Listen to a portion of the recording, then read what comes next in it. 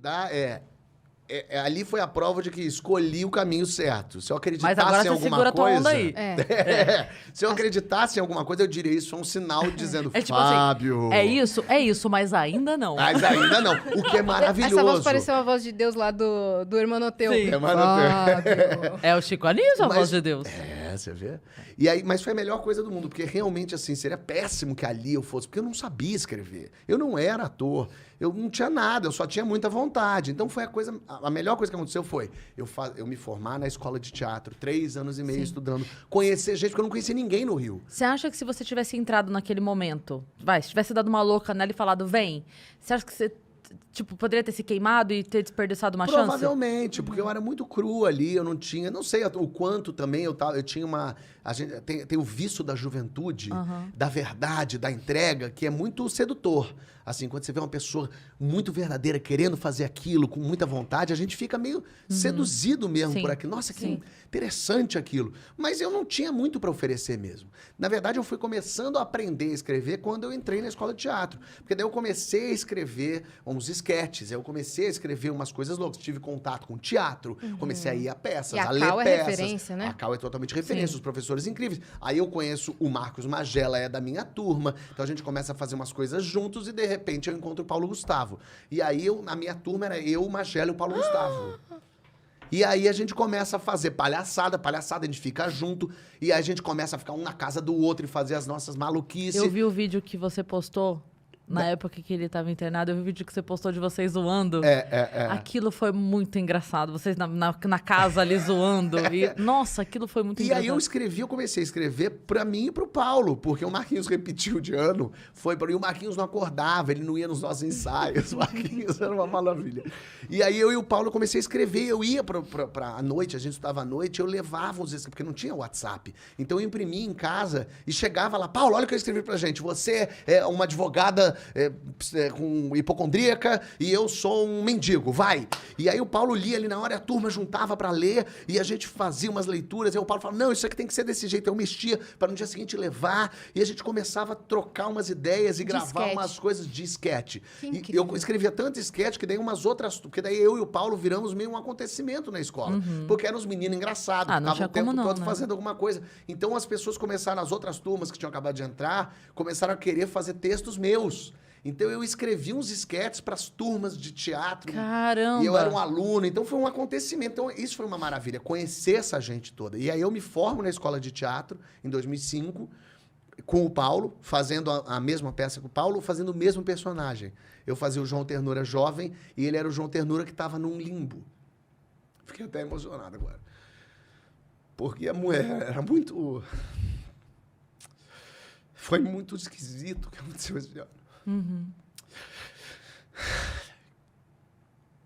E o Paulo fazia esse personagem, era muito curioso, porque a gente não contracenava, porque ele era eu do limbo, esse João Ternura que já estava num outro lugar. E eu lembro que eles passavam um pelo outro se olhando assim, mas o Paulo era um filho da puta, ele ficava no coxia, e ele ficava me fazendo rir, porque tinha uma atriz que fazia comigo, que tinha uma hora que ela tirava a roupa, ficava pelada na minha frente, ficava o Paulo atrás, sacaneando. Ela não via, era só me sacaneando.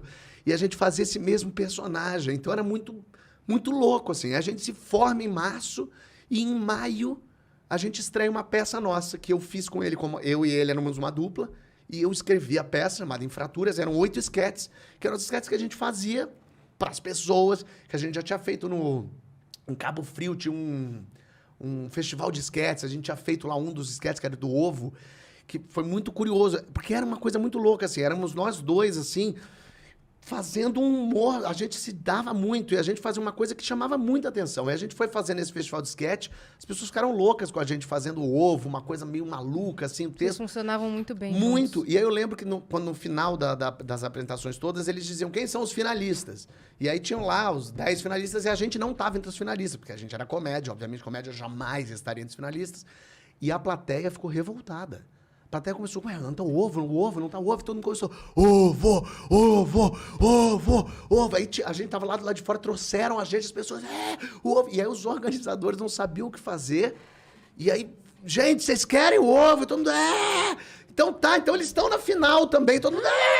E botaram a gente na final daquele troço, e a gente achando uma graça louca, ficando na casa do Marquinhos, que o Marquinhos tinha casa em Cabo Frio, com a família de Cabo Frio, então a gente ficava na casa dele. Ele não via porque ele não acordava. Tipo isso. E a gente ficava lá, então assim... Foi muito louco isso, assim. Então, conhecer essa gente toda, porque daí eu vou formando o meu time também. Sim, as pessoas que eu conheço. Eu acho que isso que é muito importante de uma faculdade, é você fazer as amizades da tua área. Porque os meus amigos todos de São Paulo, que sou amigo até hoje, mas um é engenheiro, o outro é advogado, o outro é administrador. Que é bom também, humorista conhecer advogado é sempre bom, a gente sempre gosta. Bom.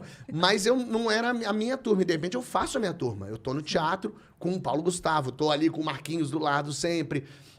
E conhecendo gente. E quem estuda teatro geralmente é porque realmente vai seguir naquilo. Médio, sabia que não? A gente, na nossa turma, provavelmente 70% um era dentista, um era médico, um era não sei o quê. Mas assim, talvez tivesse o sonho de fazer, mas a vida é muito dura. Não dá pra você... Eu tive a sorte, eu era super privilegiado. Eu morei na casa da minha tia, não precisei pagar conta nenhuma. Meus tios pagavam todas as contas pra mim. Então eu podia ficar escrevendo esquetes de madrugada, e acordar tarde, e fazer cursos, e ficar fazendo maluquice com o Paulo Gustavo, entendeu? E uma outra coisa que acontece também é que, diferente de outras profissões, o ator mediano, o artista mediano, ele não consegue se sustentar tão bem. O que eu digo assim, um dentista pica, ok, ele vai ser muito pica. Mas um dentista mediano, ele se sustenta legal. O artista é mais difícil se sustentar. Ele Sendo tá mediano. aí, exato, ele vai fazer, mas é muito mais difícil, né? Então, quando você conhece gente, é uma maravilha. É uma porque maravilha. Você conhece... Geralmente, quando eu vou assistir peça, eu adoro assistir peça de teatro, mas 80% de peças de teatro são horríveis. É horrível o teatro. Mas eu amo, eu sento na primeira fila, eu gosto até do sofrimento. E aí, geralmente... É gostoso mesmo, né? Eu amo. Você gosta de ver o Open Mic? Como é que é? Open Mic, você gosta de assistir? Eu fico com aflição. Você fica mal, eu fico com aflição. Me dá agonia, mas eu vejo. Mas aí, quando você vê uma peça e tem uma pessoa muito ruim fazendo, muito ruim, não tenha dúvida, ela é a dona do espetáculo. Ela é a pessoa, essa pessoa... Ela se botou ali. Ela se botou, com certeza. Ela que juntou aquela gente, ela que tem o espírito empreendedor. Então eu respeito por aí. Mas geralmente é horrível, a pessoa é horrível. O espírito empreendedor. Porque no fim das contas ela só tem que ir lá lutar pelas vontades e os sonhos dela. E aí eu fiquei 1 ano em cartaz com o Paulo, a gente fazendo um fracasso retumbante, lógico, ninguém ia assistir 2 moleques que ninguém sabe quem são. E aí, mais a gente aprendendo ali, a gente meio junto, a gente meio brigava, e aí ficava meio separado, depois voltava. E aí a gente ficou esse 1 ano em cartaz e o Paulo começou a escrever um projeto chamado Minha Mãe é uma Peça. E o Maurício Sherman foi assistir ao espetáculo e me chamou para escrever para a Globo. Então, no fim desse 1 ano que a gente ficou em cartaz, foi quando o Paulo foi fazer Minha Mãe é uma Peça e eu fui escrever para a Globo. E aí, os nossos caminhos tomaram outros rumos. Assim, lógico. 2006? Isso foi 2006. E aí foi, em 2006, o Paulo começa a ensaiar a peça. Eu fui no ensaio geral, imagina, eu era muito amigo, eu li a peça e tal. E eu fui lá escrever. E em 2006 foi quando eu estava já há uns 6 meses lá no Zorra Total, escrevendo Zorra Total, que foi um momento que eu odiava assistir o Zorra Total. Eu achava muito ruim aquilo. Eu não tinha a menor graça, eu tinha até uma raiva daquilo. Mas aí quis o destino falar, você tem raiva, não quer escrever aqui não, Melinda? E aí eu pensei, talvez seja um bom lugar para eu entrar na Globo, ganhar meu dinheiro finalmente, poder exercitar, porque quando a gente ainda é jovem, a gente tem uma prepotência de achar que a gente é o melhor, que a gente escreve maravilhosamente bem. E foi no Zorra, que tinham ali 25 roteiristas, que eu descobri como escrever em grupo. Como respeitar o outro. Porque quando você acha que você tem a melhor ideia, aí você descobre que tem pessoas que têm ideias melhores que a sua, tem pessoas que pegam a sua ideia e melhoram ela. Vocês escrevem em grupo pro mesmo quadro? Pro mesmo quadro. A gente escrevia, todo mundo dava ideias e aí iam 3, 4 para o mesmo quadro. E aí escrevia Lady Kate, escrevia... Na verdade, quem vai escrever o quadro, ele só desenvolve a ideia que foi tida meio que na reunião do grupo, né? Exato. E aí eu tomava sempre... Eu tinha 21 anos, ali 22. Eu tomava a frente do computador, que eu sempre fui meio metido a organizar as coisas, sempre fui meio produtor. Mas eu tinha uma velocidade de ouvir todo mundo falando e colocando ali no computador as ideias de todo mundo. E fui aprendendo que tem dia que você não tem ideia boa e que os outros têm ideia melhor. Tem ideias horríveis do outro que você não pode falar, mas isso é um lixo. Você tem que... Como é que eu tiro desse pântano a florzinha? Como é que eu reciclo isso? Isso, mas é um super aprendizado, assim.